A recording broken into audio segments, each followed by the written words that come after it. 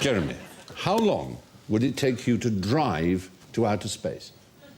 Outer space? Yes, outer space. What is officially outer space? That's 23 minutes.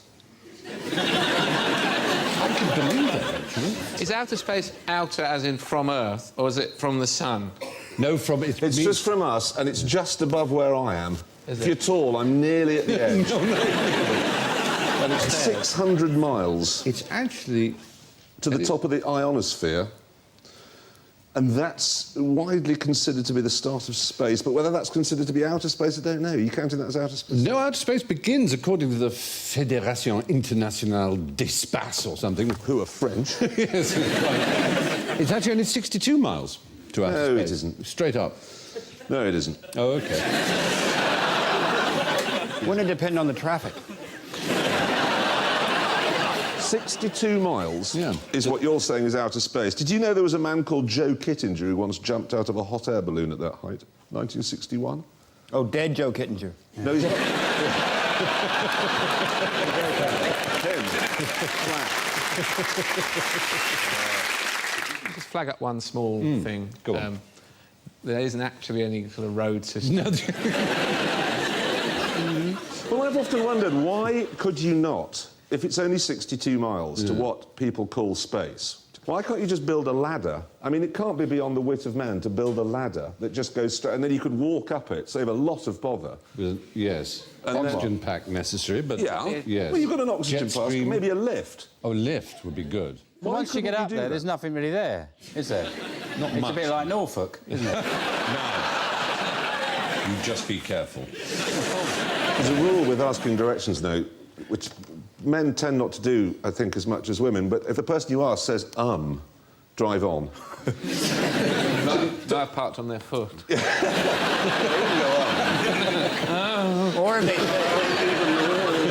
Or if they say, do you want the easy way to get there? No.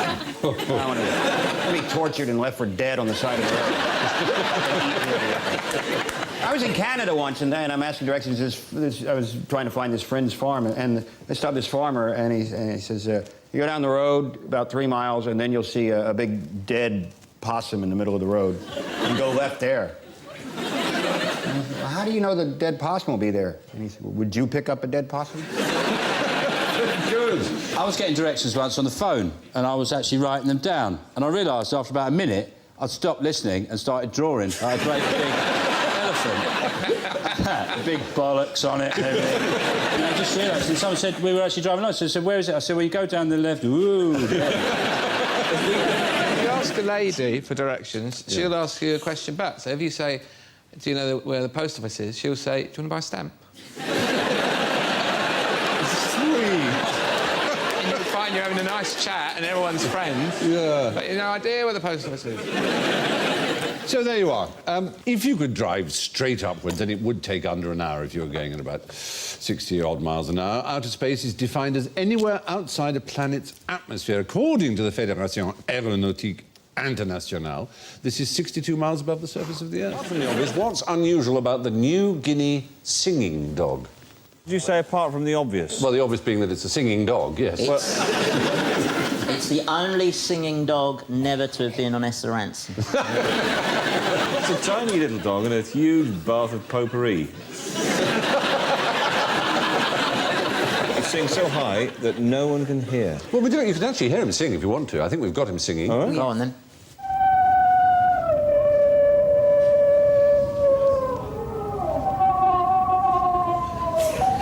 That's like Gracie Fields falling off a cliff, isn't it? Well, a pretty little dog. It's a mixture, supposedly, between a fox and a dingo. But it has no feet. It actually never moves. It's stuck in the ground. Now that's where you're wrong, young Davis. It's the only dog that climbs trees. Yes, is the right answer. Well done. Absolutely brilliant. Well done. Absolutely spot on.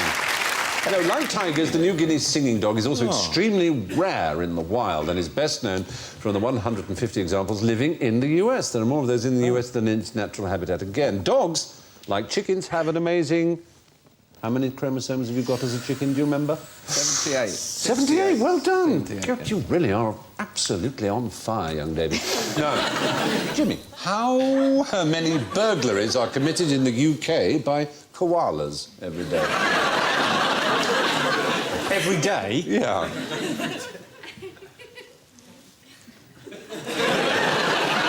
Well, I'm guessing it's quite a low figure. Now, are we talking breaking and entering or planning to deprive of property on a continual basis because they're different charges? You're... The thing about koalas is they are the most law-abiding of all the bears. Of course, they're not bears. Order! Yes, Alan. They're not bears. Thank you. They've got a very long intestine. They sleep for 22 hours a day. Yeah. I tell you what, though, all the indigenous mammals in Australasia are marsupials. Are therefore not mammals. Yes. Actually, This is fantastic. did you know that? They're cats. They're cats, all of them. I think they're fish. Try to say something clever. Sorry, back to the knob gags. Well, no, fair point. The things that are almost like furry, but aren't. Well, if I said almost like furry, I would have sounded like Alan. There'd be no point to that. I was trying to be all clever. Sorry, that koala, it looks like he's waiting for the fire brigade. Look at his paws, though. I was going to say, Look at his what's your paws. favourite bit of the koala? The paws are gorgeous. Do you like aren't the little hand? I like the cock. Oh, stop. I told you. Fluffy ears, or the little hard nosy bit? What's I your want favourite? you, though, to concentrate on the paws. I like the lips toasted. Concentrate. Yes, I've Jimmy. got it. Fingerprints, because koala fingerprints are indistinguishable from human fingerprints. Fingerprints is right, Jimmy. Well, let's have a look. Let's see some human prints, some koala prints, and maybe some chimpanzee prints. Which is which, would you say? Human print is on the left. No, it's not. It's in the middle. So what's that? Human in the middle? Yes. Right, and chimpanzee and... Oh, chimpanzee is on the right, and Yeah. that one over there, that's a koala. I'm mistaken. Oh, I wonder if you're right. No, it's a human on the left and a koala in the middle and a chimpanzee on the right. And even under a scanning electron microscope, it's incredibly hard to see any difference between a koala print and a human print. And the chimpanzee is very closely That's related. extraordinary, because the koala evolved I in know. isolation in Australasia. It's called convergent evolution, where things that are evolving completely separately come up with similar solutions. Or they were all made by God. Or they were all made by God. So anyway, koalas have fingerprints that are almost identical to human beings, and this was discovered by a Polish man called Handbag, who is an anthropologist and paleopathologist, but also a dermatoglyphic expert. And the word dermatoglyphics means the study of fingerprints. Yeah, of course it does. And I'll give you 10 points if you can tell me what's unusual about this word. It shares a particular property with only one other word in the English language. Does it have all the letters of the word dermatoglyphic? In the I tell right you, order. the only other word that shares this property is the word uncopyrightable. Is it the vowels in the right order? No, they're the longest words in the English language, 15 Without letters, E in it? with no repetition of a letter. Which all the letters are different. That's Simple as fantastic. that. Each of the panel also has, I believe, a swazzle, a small device used by professors of Punch and Judy. And what do they say with it? Oh, very good.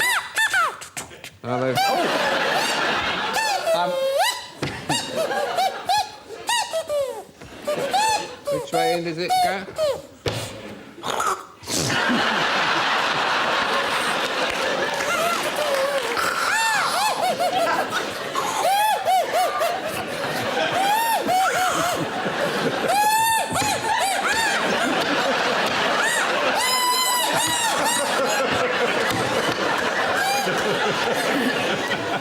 Now, you've also each got a joker, and you will find it has a squirrel on it. So when you think the right answer to any question this evening is squirrel or anything to do with squirrels, you press your buzzer, you play the card, and you shout squirrels. All right? Without swazzles, Stephen? Without swazzles? Without swazzles. No, don't shout squirrel with a swazzle. You'll swallow it. It's impossible. No, that... If you want to do that, it would take time. You don't want this... If you don't take your swazzles out very soon, I will kill you. Thank you. Yes. Well, at least you haven't swallowed it. You have to swallow one at least twice in order to be called a professor of Punch and Is that your Judery. qualification? Apparently. Do they have to be there when you defecate? Yes, there it is. Congratulations, Professor. Does it go? Are you...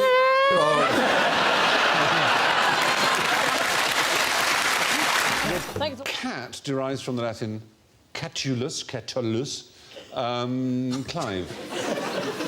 That's the angriest looking cat. This is furious. I want you to tell me what the word catulus means. Well, it means cat. It obviously means something else before that. Okay. We took the cat from catulus and described cats with it. The Romans didn't call their cats catulus, but... Dogs. Yes, is the right answer. Catulus meant a dog. In the picture. It was there. See what you see, Nay. See what you see. It was on the picture there. Hang on, another one's appeared. Little one. What have you done to that cat, you filthy dog? In case... The word rabbit's an interesting word, odd enough, because Because that comes from the Latin for giraffe. Well, they all know cat. It comes from kata, meaning down in Greek, as in all kinds of words beginning with kata. So it was described for puppies first, because the little things that hit the ground were the catulus, and became a word for a puppy and then for a dog. And we took the cat bit and called cats with it. Do you know what cataglottism is? You get a cat stuck in your throat. It's a very old word, a much older word than the word you might use for French kissing. It means to put your tongue down someone's throat. Literally, put your tongue down. Cata, down, glot, glottis, tongue. Why is that cat so cross? It is, isn't it? Really, really Something cross. is stapled to that table. It's been made to pose for that photo. I said like his I'll do a passport picture photograph. with 2 other cats. And I'm going to get onto my agent. I am not a dog. Second time this week.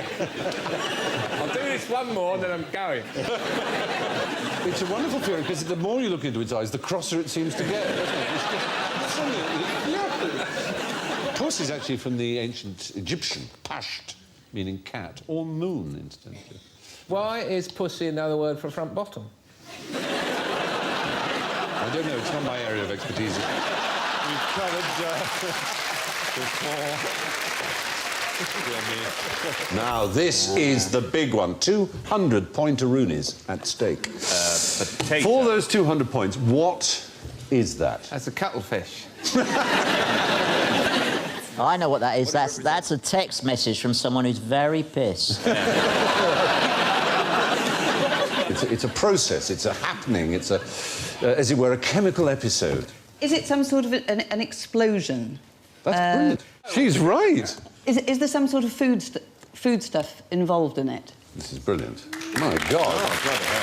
No. Did you do this at school? Yeah, I did domestic science at school. And I know an explosion when I see one, and I think, and I'm only going on a hunch here, I think it's an explosion in a custard. Sort of a custard explosion. How did you know that? I have to give a 200 factor. Yeah, there's an old Domestic phrase, science, an explosion in a custard factory. That is what happens when custard explodes. There was an explosion in Norwich, in fact, my old manor, on the 21st of July last year. It's the oxidisation of glucose is what happens, and it can be pretty nasty.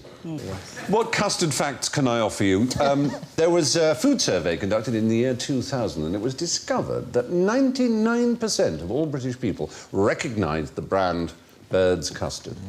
Bird invented it, Sir Alfred Bird, an eggless custard powder, because his wife was allergic to eggs. It was a kindness to his wife. He also gave the world baking powder in order to keep our boys in the Crimea in good bread. Remarkable man.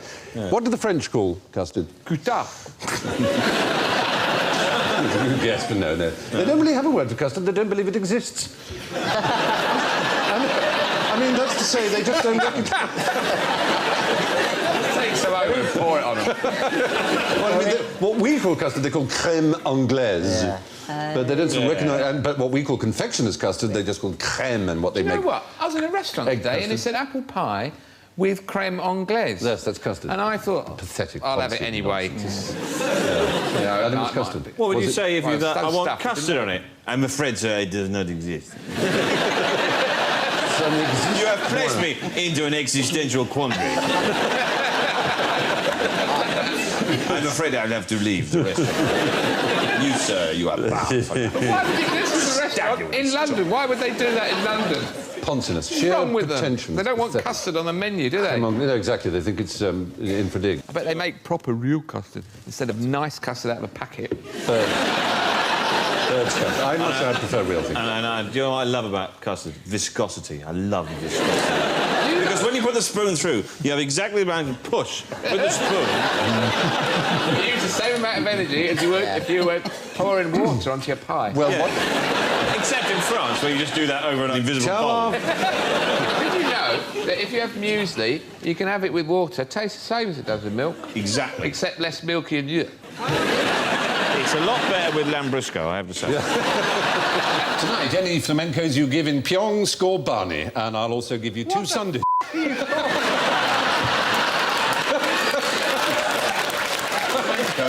It's Cockney rhyming slang. Any flamencos? Flamenco dancing Answers in Pyongyang. slang. Score Barney, rubble, double. Yes. I'll give you It's all 2 right. Sunday roasts, posts. Sunday joints, points. If at any nickel and dime time, you, woman who does buzz. Buzz. Woman who does. It's all I can think of. Oh, so we're doing middle-class Cockney rhyming slang. Woman who does. The woman who does. Woman who does. Want to lubricant me. Yeah. Lubricant gel, tell. You can tell me what I'm on about. It's a whole new genre of argot. Yeah, a Labrador groomer. What do you think your pantomimes would translate as? Pantomime dames' names. Yes.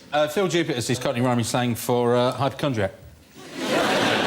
Ill, dubious. Ill dubious, very good. That's good. I like it. Rory. Well, there are 2 official Rory McGraths, apparently. There's having a laugh, Rory McGrath. He's having a Rory. I'll have a Rory. That's a half. And Bill. Well, I imagine the only thing I think probably might be scaly. You know, your skin's gone a bit Bill Bailey, scaly, you know. You've got a bit of an Arthur Ashe on your Roberta. You know, it's gone a bit Bill Bailey. What does Alan Davis give us, I wonder? Doesn't really rhyme with anything apart from Mavis.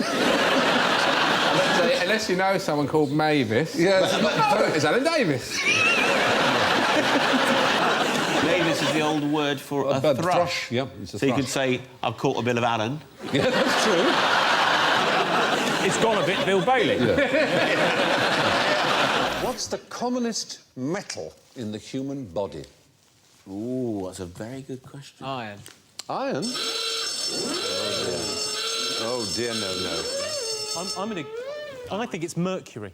Oh dear. I think it must be calcium. Oh no, he's got it. It's calcium. Absolutely right. £100. Yeah.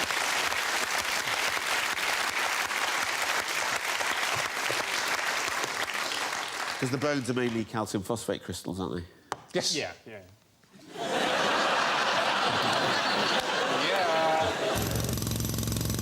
Wood.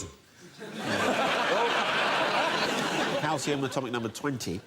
Last year I learned all the atomic numbers of all the elements. Good Lord. Because I was helping my son to revise. And I've actually tried to forget them as much as I can since then because it's just been so embarrassing Selenium? to know them all. Selenium. 30 something. I have no idea. I know it's close to arsenic because I saw It's it 34. in the film Evolution. It's 34. Selenium is 34, arsenic's 33. Very good.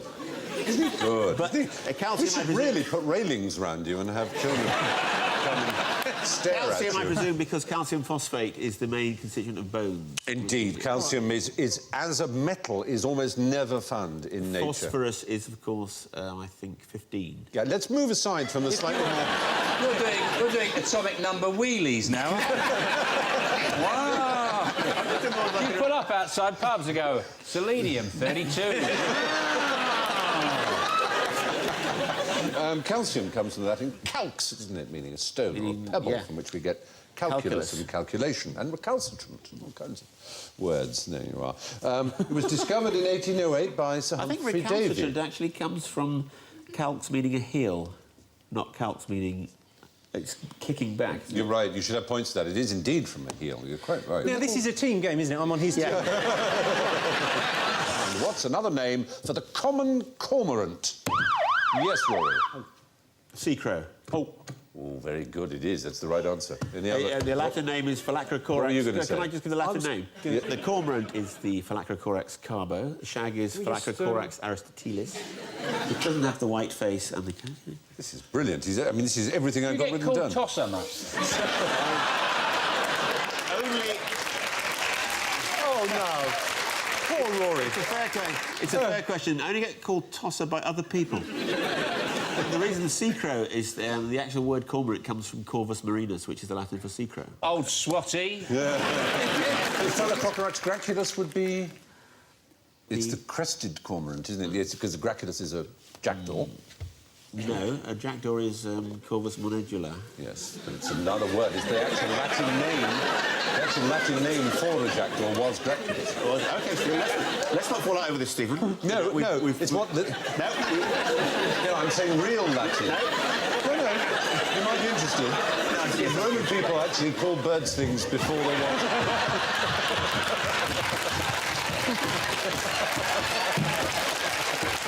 Oh, dear, oh, dear, oh, dear.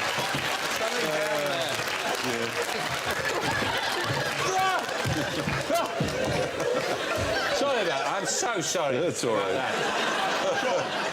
Come on, Sean. There's a portal into the underworld here. It's ridiculous. Anyway, I'm impressed with Rory, and I think everyone else is too. No, I've got a feeling, Rory, that you have pulled. You all know what to do with a custard pie, but Alan, what's a custard pile? It's sort of yellow hemorrhoid. Shot in the dark, buildings in a geologically unsafe, some sort of liquid foundation. That's a wonderful thought. Absolutely nothing like the answer, but a very nice squirrel. Is it squirrel? No, it's not squirrel. It is an animal, on the other hand. It's custard pile. Recognised colour from a breeders' association of a particular... Not a cat. A dog. Not even a mammal. A ferret. Not a mammal. A goldfish. No, lizard. Not a fish, lizard. Neither. Lizard, some sort of lizard. Not a lizard. Gecko. And we're running out of major animal groups. It's a bird. Canary. Not a canary. Parrot. A fighting bird. A cock. It's a cock. It's a fighting cock, a game cock. What have you got? I've got killer lungeons, and I've got custard pile. You can have cocks in muff. You can have... You can have tassel, spangle, carp legs, milk and water legs. Do you know anything about cocking at all? Well, I don't like to blow my own trumpet, but... For 2,000 years, it was Britain's national sport, cockfighting. Every village would have at least one cockpit. Can you think of any phrases that come from cockfighting we use today? Cockpit is one. Yep. Well done. Show a clean pair of heels, well-heeled. To pit someone against. You describe someone as game, as in being up for it. That's from cockfighting, yeah. It says here, a good cocker would think nothing of cleaning his cock's wounded head by sticking it in his mouth and sucking it clean. Yeah. Yes. You're watching QI for the straight guy. Yeah. His first Prime Minister, team, panel, friends. Wasn't it Walpole? Walpole? Oh, no. Shame on you. No, it wasn't. Lord Snooty. Pitt. Oh, but you meant the younger. Yes, you meant the younger. The elder was a tree, wasn't he? Was it some sort of king that proclaimed himself the Prime Minister before he handed over power? No, he was a politician. It was in the last century. Cromwell? It was 100 years ago, almost exactly, that he became Prime Minister. Israeli? 100 years ago. Well, never mind. No. 100 years ago would be 1905, wouldn't it? This show favours people who know stuff. No, it's so unfair. Someone like Roosevelt MacDonald? No, he was a bit later. 1905 to 1908. Campbell Bannerman. Henry Campbell Bannerman. Well done, thank you, absolutely. Henry Campbell Bannerman. He's not perhaps the best known of our Prime Ministers, but he ought to. He was one of triplets as well. He was actually a very good Prime Minister. He introduced old age pensions, he fought for the poor. He was the first Prime Minister. What were they called? They were called First Lord of the Treasury before that. He was the first one to be called Prime Minister. First Lord of the Treasury? Yeah, they're still First Lords of the Treasury if they're Prime Minister, but they're Prime Minister and First Lord of the Treasury now. Before they were simply... They used the word Prime Minister sometimes as an insult, but they were never called Prime Minister until 1905. What was Ethelred the Unready? He was a king. Yes. His last words, Henry Campbell Bannerman, were, "This is not the end of me." The term Prime Minister was first officially used in 1905, just 5 days after Campbell Bannerman became one. And Sir Robert Walpole generally recognised... There were 7 Roman emperors who bore the name Caesar, not counting Julius, who started the whole thing, but of course wasn't himself an emperor.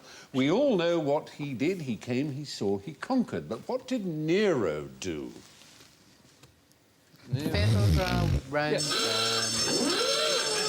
Oh, did you say that? Oh, Joe, he didn't fiddle while Rome burned, no. He had a concrete swimming hat. He was very, very... He was very productive, wasn't he, Nero? He built most of Rome, not the Rome you see. Well, he rebuilt it after it was burned down, indeed. Did he have an enormous gold statue of himself built? Incredibly vain and stupid. Vain is the word. His dying words were, "What an artist dies in me."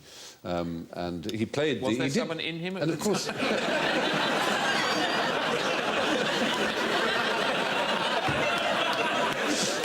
Small Fauviste painter has just perished inside my being.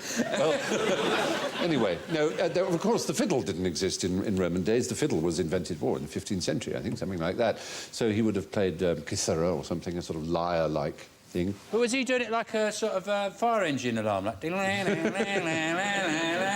there's some evidence he did try and put the fire out, actually. He blamed a small sect of people for the fire. It was a very useful scapegoat. The gays? No.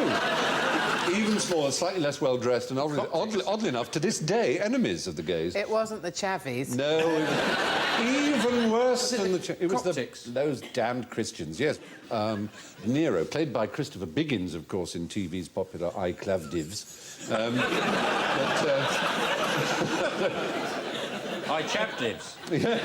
Some people think he may have even been playing bagpipes when he was watching... Christopher Biggins? No, he is actually that size. Bagpipes, I'm sorry. Yes. No, can't be having it. They have this tuning, and it's odd that Scots do that when they talk. I'm not sure. Very odd, though. So anyway, there we are. There's old Nero. Whatever it was, he was eventually booed off, of course, and succeeded by a more popular entertainer who was called Galbus, Servius Galbus Caesar Augustus, to be precise. And he got rid of bagpipe performances and he replaced them with tightrope walking elephants. What are the contents of the Queen's handbag? I don't think I've ever seen the Queen get anything out of her handbag. She's certainly never done that thing that women do, where they go, "It's in here somewhere, I know." So my suspicion is that she probably has nothing in her handbag. I think it's probably a kind of social defence. And it means she doesn't have to hold Prince Philip's hand, look. The Little Book of Calm. And mace spray. Because there's a lot of people around her who get too close. There's men in big hats. It's like, back off! Apparently the Queen does carry money. A lot of people think she doesn't, but apparently she, for Sundays, she always has money, an unspecified denomination, folded in her handbag there. And also she has a comb, apparently, a handkerchief, a small gold compact, and a tube of lipstick. Maybe she gets upset if she carries a fiver, saying, "God, I used to be so pretty." She's got a deep-fried curly-whirly in there. She's got to have some pleasure. Yeah. Ah, yes. She sits in the loo What do they and look like? eats Oh, it yes, like that. quietly in the throat. She crams it all in when no one's looking. I'm all right. What what's the connection between Nancy Kerrigan and Wrongway Corrigan? Yay. She was the skater who had her legs smashed by Tonya Harding. Absolutely right. And he was another skater who had his legs smashed by another skater. That's not right, but the link is, what was Tonya Harding doing? I mean, essentially in a very violent and appalling way. She was trying to eliminate her rival from the competition. She was cheating. Wrongway Corrigan was a shamed porn star in the 70s. He looks like Edward Fox there, doesn't he? Yeah. He's a jockey, isn't he? No, he was a famous cheat. He had a ticker tape parade in Manhattan where more than 1 million people turned up in the streets. He was inspired by a man called Lindbergh. He was determined to fly across the Atlantic, although Lindbergh had already done it. They told him he wasn't allowed to because his aeroplane wasn't up to snuff. It was a mess. It was an old crate. So what he said happened was he flew from New York to California, but he ended up in Dublin Airport. And he flew across the Atlantic, but claimed that he'd just gone the wrong way by mistake. And to his dying day, he claimed that it was just an error in that, you know, he'd lost one of his compasses. But he was known as Wrongway Corrigan. Did he ever look out of the window? Because, hey... He couldn't see. It was night, it was foggy, he says. It can't have been night for 3,000 miles. He does look like Eddie Fox in The Day and the Jackal. But he said, it's going to cost you a lot of money. Doesn't it? Mm. Eddie Fox, the only man with a bicep in his face. Wallace, I'm going to have to abdicate.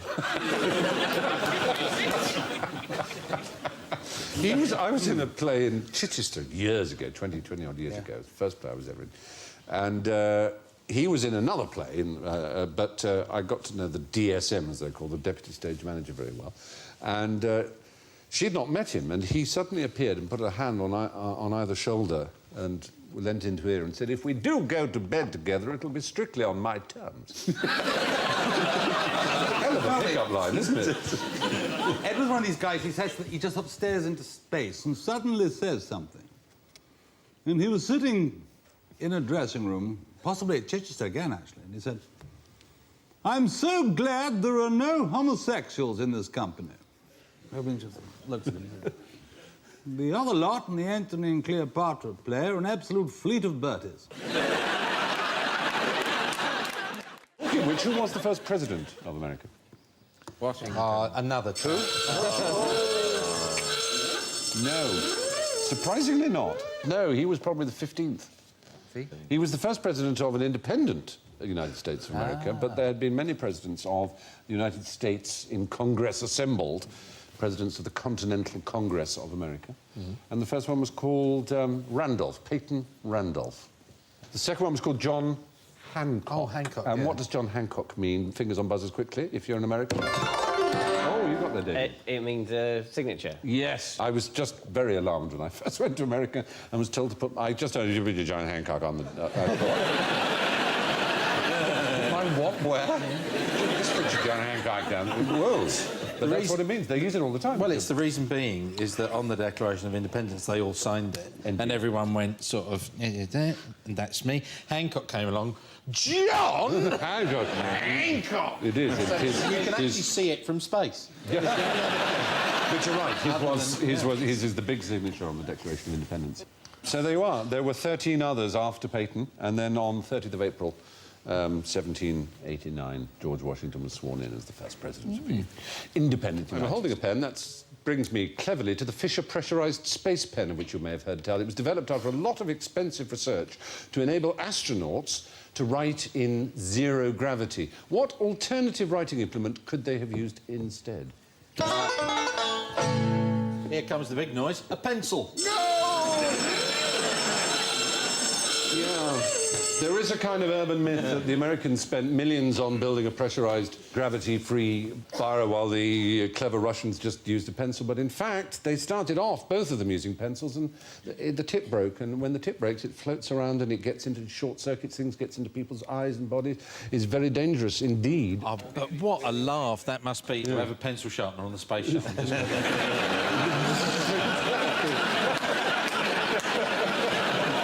Fun things to So it's sadly not true, that story. An ordinary biro would have worked. It didn't need a special pressurised one. You need to write upside down. It needs to be pressurised. When there's gravity, but when there's no gravity, an ordinary one will work. Now, the year is 1792. It was a notable year for a number of reasons. It was the year the guillotine was first used. Which was last used in 1960. Point for that. No, because it's not true. You're wrong. It is true. No, it isn't. We'll come to that, I'm afraid. 1977. The last French... Sorry. No, it was a one-legged French criminal who was guillotined in 1977. 1792 was the year the guillotine was first used and the year of birth of the inventor of the computer and the death of the man after whom the sandwich is named. What was invented... Lord Sandwich. Yes. Yes. Well, it wasn't going to be Nora Butty, was it? Charles Babbage. Charles Babbage, you're right, is the inventor of the computer, so you've all added to that. Difference engine. But, yes, the difference engine. I know how many people were at his funeral. Oh, go on. 3. Really? Yeah, only 3 people went to his funeral. None of his friends turned up because he was a laughingstock by the time he died, and he'd invented the computer. Yeah, I know. Which was only recently, They rebuilt one, didn't they? Science Museum, and turned it, and it works. In Vietnam, the guillotine was last used in 1960.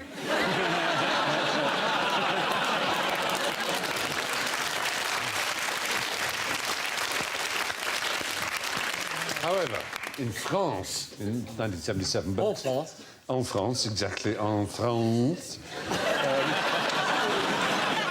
Has anyone survived it? Well, do you remember Jim Dale in the film... Surviving, you can go. That's smart. That's smart. Sablon, anything. Guillotine be gone. They're just flopping over. Do you remember Jim Dale in the Carry On film, you know, Don't Lose Your Head? And he's just being guillotined. It's in the French Revolution, they say. There's a note for you from Robespierre. It says, leave it in the basket, I'll read it later on. There's a horrible truth to that, because, of course, it was maintained by contemporary witnesses that a lot of the heads were quite sentient for some time after decapitation. Now, coal, as everyone knows, is made from ancient forests. Have any of you used coal to brush your Bexleys? Never. Hello. Oh, are you doing Bexley Heath? Yes, that was teeth, yes. I know it's Hampstead's usually, but... Stephen, oh, Stephen, my love, Stephen, the toothpaste is so twinkly and sparkling white. How can it have coal in it? It doesn't. It's the brush. What are the bristles made of? Coal. Well, they are. They're made of something which is a mixture of coal and air and water. Oh, it's all easy when I've set the siren off, isn't it? Are we talking about some complicated hydrocarbon, which is a derivative of a petroleum... Not petroleum, no. Well, no, coal. It's fossil fuel, which is coal, as we know. Toothbrushes used to be alive millions of years ago. The point is, we're looking for a substance that man has developed, which he uses to... Nylon. Is the right answer. Well done. Do I get points for saying it was developed in New York and London at the same time? No, you get points taken away from you, because that's not why you did fall into that one, Rory. Thank you for that. No, it's a myth. It was originally called No Run by its inventor. He was called Carruthers. DuPont, the company for whom he was developing it, wants to call it nylon. Though they didn't trademark the name, you can use the word nylon, unlike another of their famous products. One that is used quite often to describe human characteristics. Teflon, exactly, non-stick. Nice. Teflon is a DuPont invention. You'd have thought that you could just get a new head for your brush. You could have a handle made for you, perhaps perfectly moulded for your own grip. Yeah, so you use ivory or... Oh, no, hang on. But, yes... Rhino horn. Yes, or panda fur, or... panda bone. The beak of an osprey. Yes. Stephen Fry's all endangered species bathroom cabinet. Oh, I use his coelacanths to do my back.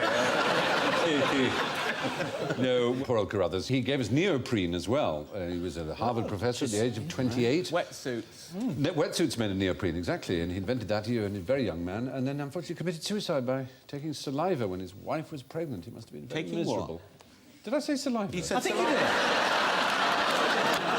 That's a Freudian blowjob. I slipped on it. The poor man Carruthers took cyanide and killed himself. And obviously that's very funny. Why did he take cyanide? Had he run out of saliva? I don't... Where's the bottle of spit I've been saving? Oh dear, I've made a bit of an ass of myself. Who is this?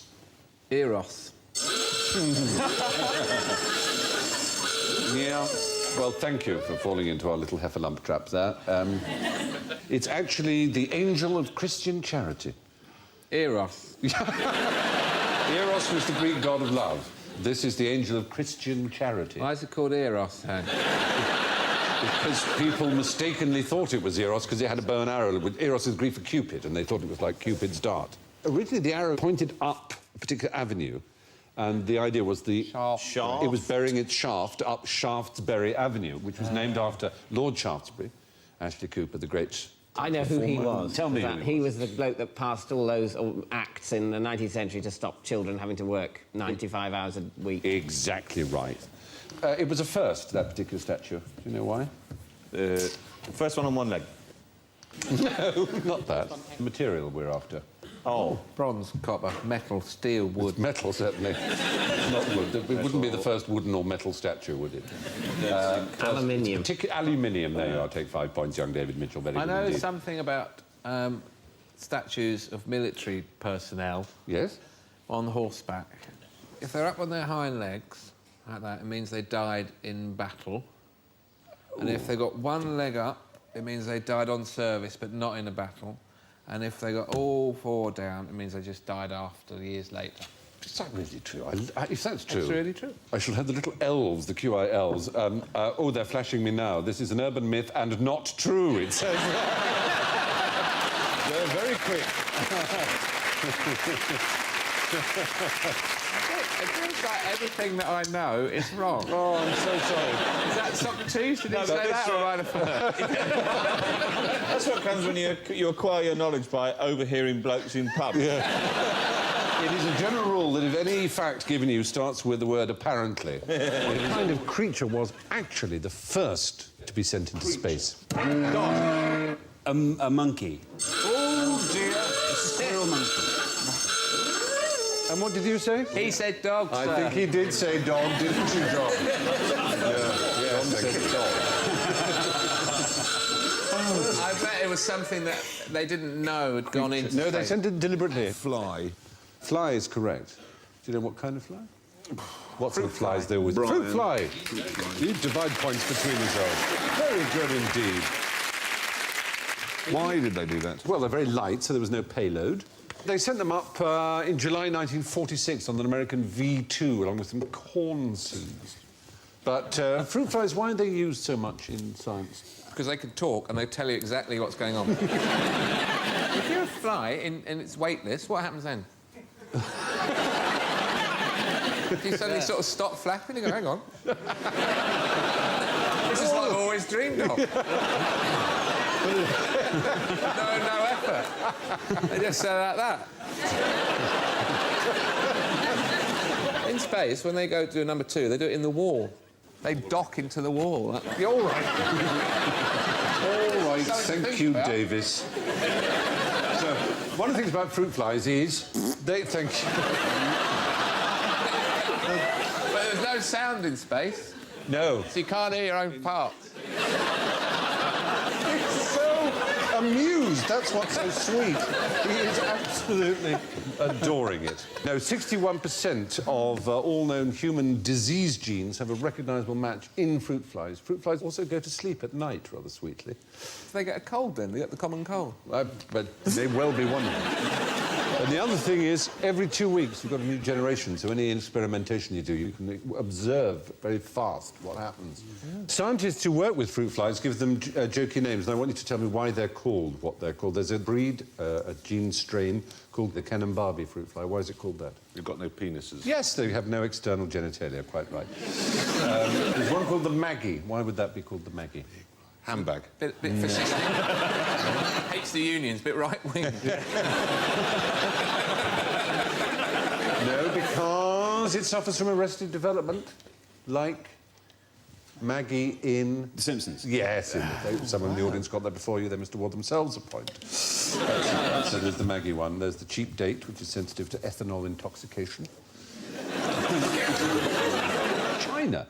The city of Qinan, spelt Qinan, but pronounced Jinan in China, is about the same size as Corby, you can see it behind us, and is also, by coincidence, the site of one of the country's largest steelworks. But what quite interesting material do they make their houses from? Yeah.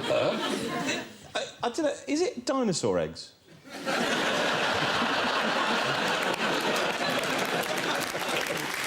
I'm almost inclined to tear up the real answer and say yes, but... Because I've got one. A Chinese dinosaur egg? Yes, it was a birthday present from my wife. Every evening, Bill, 4 hours on the egg, just in case. Yeah. I'm thinking about taking it abroad, you know. Taking it through the airport, you know, see if I can get it scanned for free, you know, just put it... So he goes, my God, what the... You know, look, I thought of doing that when the tortoise was ill, couldn't get it... It's stone. It's fossil, obviously. It's stone, weighs... I thought it was a skull at first when I opened it. And I thought, that's a bit of a weird present, but I'll go along with it. Yeah, great. And they're huge, and they make very good building blocks. So they... Well, it wasn't as gibberingly, drivellingly stupid an answer as it at first sounded, No. was it? No, it's not that. It is a very famous Chinese thing that these houses are Bamboo. constructed of. Oh, dear. Not bamboo. No. Oh, sir. Yeah. bootleg Coldplay CDs.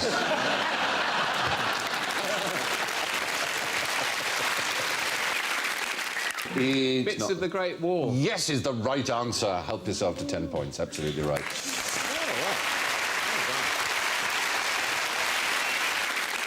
Yeah, it's a rather sad thing, this Great Wall of China. It is disappearing. There's only 20% of it left. Where has it gone? Well, people just cart bits off to build pigsties and walled barns, and farmers just take bits because it's handy material. The Gobi Desert is encroaching upon the Great Wall. Is it? Yeah, unfortunately. How rude. Yeah, I know. How does the desert encroach? Sort of like, you sort of look away and then... Clay's grandmother's footsteps. I'm sure it was. It's the same way you get the armrest on a train.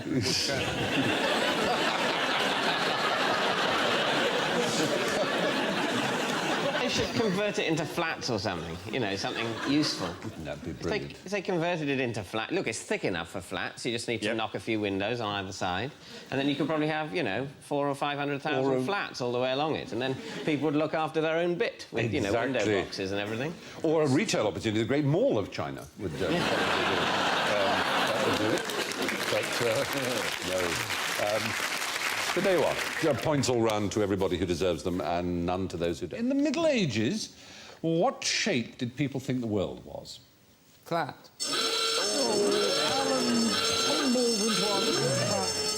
I know we all think they did, but there's absolutely no evidence whatsoever. They all thought it was round. They all wrote about it as round. The Greeks knew that it was round. Round and flat? No, they thought it was a sphere. Terry Jones, the Python, who is something of a medievalist, as you may know, he blames Washington Irving, the American writer, for one of those being who started this lie, as he puts it. The Greeks knew it was round, he says. Chaucer knew it was round. Roger Bacon wrote about the curvature of the Earth in the 13th century. So, apparently... Well, I think the majority of people didn't really care. No, but they started. As indeed, we don't now actually care that it's round. If it was square, it wouldn't bother me. I'd rush to the edge. In fact, I'd want to go right to the corner. You'd sit on the corner. How do we know it's round? Yeah, huh? Round the world tickets. One is photographing. Photographing it was a very big help. We took a photograph and we saw that it was round. But then you could say that about anything about people going to the moon, and we know they didn't. If it weren't round, all the flights of aeroplanes, if it weren't round, just nothing that we're How do we know they would just don't fly, just circle round for a bit and let you think that you're going miles and miles and miles and just come down, like, you know, a couple of hours away, and they've set Russia up a lot nearer than it is? It's a really, really, really, really long oblong shape. On a track, like an electric bike, and they We just just move it. whizzing The round plane goes on a- up, the plane doesn't move. They move the country in front of them. Are all the stars round? I can't answer that. I think probably most. But yet you know what people thought 500 years ago.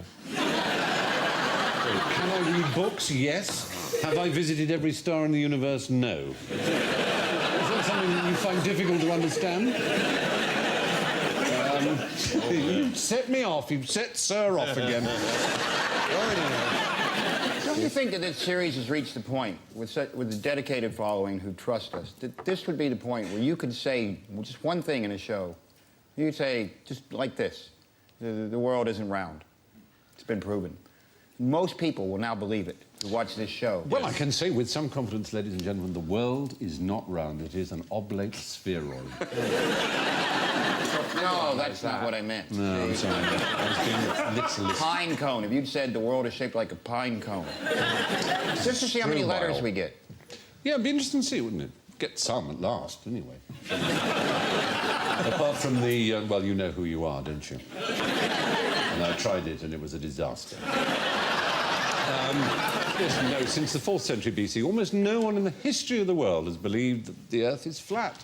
It's a common misconception, and indeed the song lyric, they all laughed at Christopher Columbus when he said the world was round. But he didn't think that the world was round. He thought it was actually pear-shaped, funnily enough. Who was the only survivor of the Crimean War? When did it officially end, then? That's what you have to find out. Sebastopol and Balaclava and the charge of the Light Brigade, it's that war, yes. And we got their cannons and made the VC out of them. It was around the time that the cannon was being invented. It was around the 1850s, 1854. But in those days, when Britain went to war, because of a very peculiar law, there was one part of Britain that was exempt from being called either England or Scotland. Berwick. Berwick upon Tweed. Yes. Yeah, absolutely right. Berwick upon Tweed was given a special status as being of the United Kingdom, but not in it. So when British went to war with Russia, it was Victoria, Queen of Britain, Ireland, Berwick upon Tweed, and the British dominions beyond the sea was in the phraseology of the declaration of war. But in 1856, they didn't mention Berwick upon Tweed in the peace treaty, so it was still technically at war until 1966, when the mayor of Berwick upon Tweed actually signed a treaty with Russia, saying now at last you can tell the Russian people that they may sleep easily in their beds. I thought Berwick still was separate, isn't it? They're in England, but they play in the Scottish League. Is that right? Excellent. So there we have it. There's a war that went from 1854 to 1966.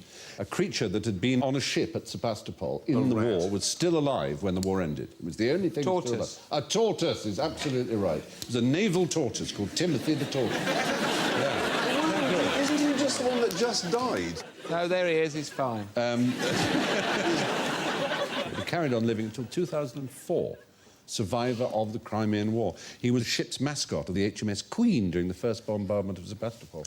Did he actually fight in the war? No. He had survived the war, but was in it, involved in it, in neighbouring fighting Then you tortoise. crawl back to your line, and then you chuck him again.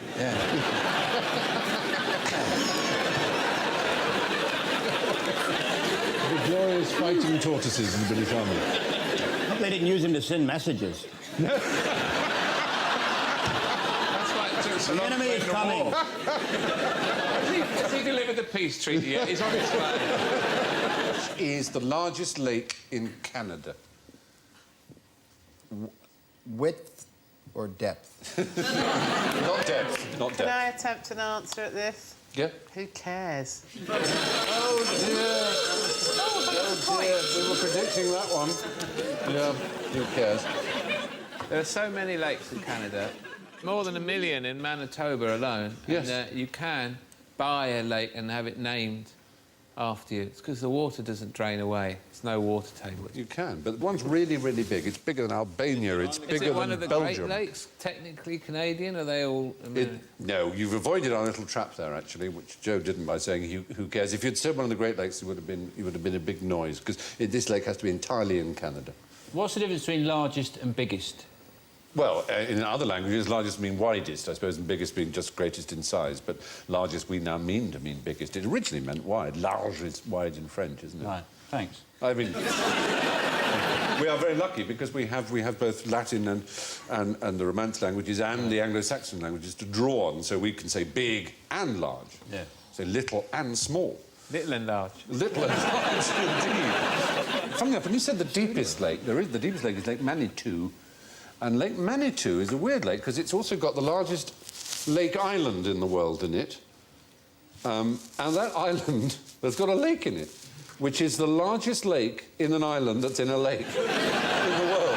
It just goes on to infinity. It does, doesn't it? No, the answer is the Great Bear Lake. None of the 5 Great Lakes is entirely... Why did Big Beard Wang regularly shave his pussy? Well, I'm afraid I'm disappointed that we've got a cheap laugh from the word pussy. I was laughing at Wang, actually. I think it's a person, perhaps. You're right. Big Beard Wang, who one could assume he had a large beard. And he shaved his cat.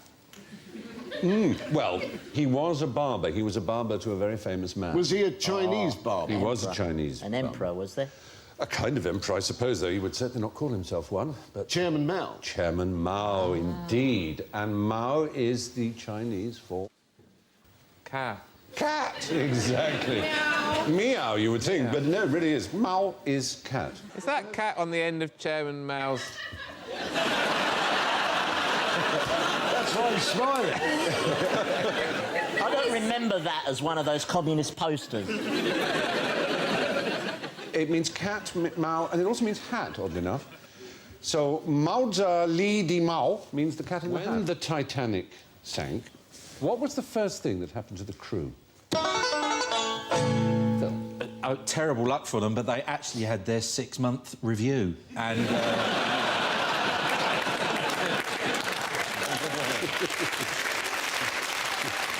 They drowned. Did you say they drowned? I said they drowned. Oh, yeah. dear, no. No, I was going to say they were fired. Every single member of the crew had their wages stopped at the moment of the sinking. They stopped paying them. The moment a ship sinks, it is no longer a ship, therefore you can't work on it, therefore the White Star Line paid them up to the minute of the sinking and not the end. I would imagine that in a sinking situation, you'd hope to be getting time and a half. This is it. Frankly, double bubble. Just a little something at the back end. Yeah. As soon as you're in the water, you've got to be looking for work. Get on your pedalo and look for work. But apparently at the time, White Star were considered one of the more generous employers. I think it was £5 a month, not very much. Do you know about the Duff Gordon family on the Titanic? And their terrible gin. Very good. No, they offered the crew of lifeboat number 1 £5 to save their lives. Nobody's quite sure whether this was just greed, saying, I'll give you £5 if you save my life, or whether it was a thank you because their lives were saved. But whatever the result, the crew themselves were in terrible trouble for accepting a bribe. And one poor lad, Albert Horsewell, survived. He was one of the lifeboat crew, got home, went to see his mother, who slammed the door in his face and never spoke to him again because she was ashamed that he had taken a bribe. Yeah, she was also bonkers, though. Yeah. Like Mrs. Horsewell. Is it true someone dressed as a lady? Supposedly someone did because it was women and children first. I thought you said somebody dressed as a baby. Lady.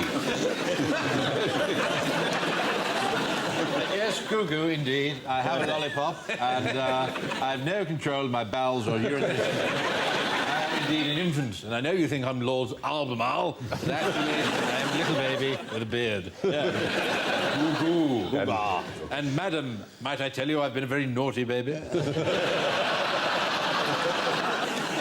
So along that path, the ones who were paid £5 were only the able seamen. How can you tell able from ordinary seamen?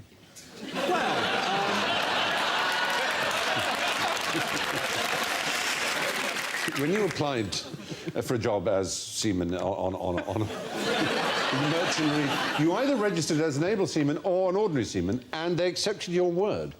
But you kept a log of your work, which was the real proof of it, and it was called a certificate of continuous discharge. Tell me all about the 12 Frenchmen and the 12 mosquitoes.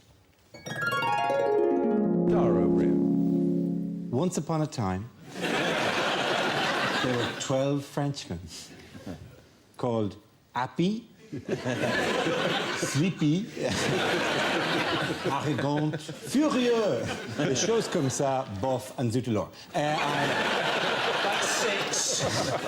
Fenêtre, boulangerie, Le table. Le table, of course, and jambon et fromage, the twins. And they used to travel around with mosquitoes, solving adventures. And what were the mosquitoes called? Fuzzy, stingy. It was a very, very low-rent 1950s French detective season that involved, at some point, the extraction of a tiny amount of blood from one of the suspects. Do you know what else a mosquito can be other than a... It was a World War II plane made out of wood. Made out of wood, exactly, made out of balsa wood and plywood. What was their great raid? Tuck shop. I don't know, was it made into a film? It was. They were 12 members of the Resistance, the Maquis, and they were due to be shot by the Gestapo. And the Allies would send in these 12 mosquitoes to bomb the chateau in Amiens, so all the prisoners would escape. I can't believe that they just blow the bloody doors off. Basically, that was the whole place with 12 bombers. You're right. What happened was they had to go down an avenue of poplars, which was so narrow they had to fly. The poplars? Yeah, but exactly like that. That's what you'll have to do. There were 700 prisoners in the prison. 102 were killed by the raid to start with. 74 were wounded.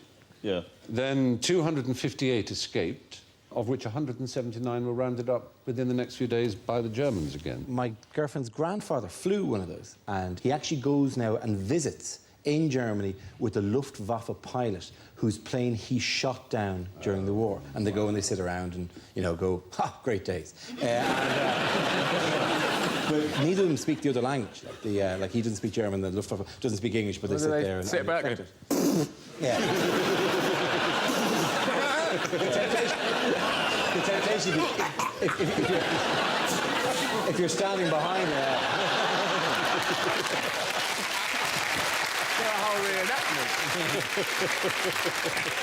And for over 50 years, that German man has been peeing in your granddad's tea.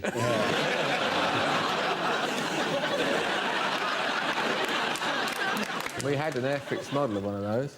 I gave it to my dad for his birthday, and he made it before breakfast. You put the transfers on? Yeah, painted it and everything. Yeah. That was a pain, because you had to put them in hot water and wait for them to slip off. And then, of course, with chubby 6-year-old fingers, you just end up covered in swastikas. It's not a good look, you go to school and they think you're in the BNP, and it's, no, I've been trying to make a hindfall, sir. What happened, this is my question to you, what happened to 3/4 of the people accused of witchcraft in England? Drowned, burned, killed. We were much gentler than you might think. They were acquitted. Really? Yeah. Is that sending the wrong message to witches, essentially? We were apparently rather resistant to the idea of destroying witches in England, and unlike views espoused in so-called books, and I use the word book very loosely, like the Da Vinci Code. It is complete loose stool water. It is arse gravy of the worst kind. Anyway, he's a blues singer. Please welcome Loose Stool Water.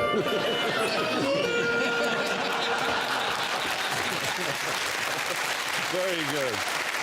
Excellent. Well, that particular panful of that material did claim that about 5 million women were burned or hanged around Europe for being witches. There's absolutely no evidence there's anything like as much as that. Probably about 500, probably less in England. And they weren't burned, they were hanged. The lawyer would have said, maybe not go to court dressed like that. No. Yeah. 2 possibly burned. That's the only evidence that 2 were burned. The rest were hanged, probably about 400 or 500 at the most. There are lots of Hammer films. The Devil Rides Out and those kind of things. Usually Peter Cushing, and sometimes, if you were very lucky, they would have Charles Grey in a huge white smock. Where do most tigers live? Asia. Most... What? I think you got in there first, didn't you? No, not true. Not true? No, not Zoos.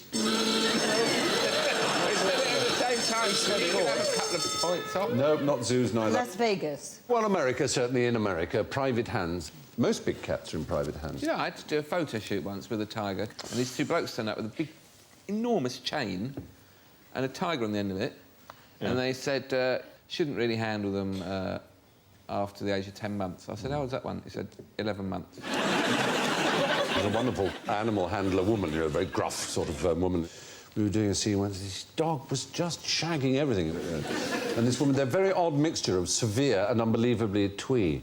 She said, any more of that behaviour, she said to the dog, we'll have a short, sharp visit from the smack fairy. It sounds like a drug dealer, exactly.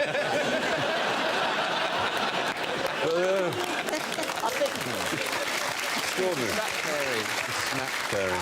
The answer to our tiger question is the United States, especially Texas. According to the National Geographic, there are more tigers kept as pets in the USA than there are remaining in their wild habitats in Asia. As many as 500 lions, tigers and other big cats in the Houston area alone. Who invented the theory of relativity?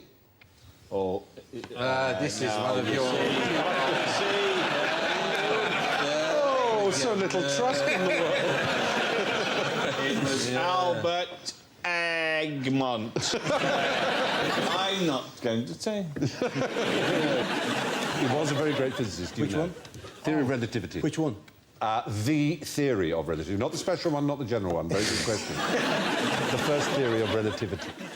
That put to rest Aristotle's theory of absolute rest, in fact. Because you're a bit of an old science bod. Yeah, but, you know, not in a way that I'd like to be quizzed on television about. I bet it turns out to be Einstein and an elaborate bluff. How much do you want to risk the... The cloak of doubt. Big hitter. The biggest, really. Newton. Second biggest, then. Einstein. Oh, did you say Einstein? All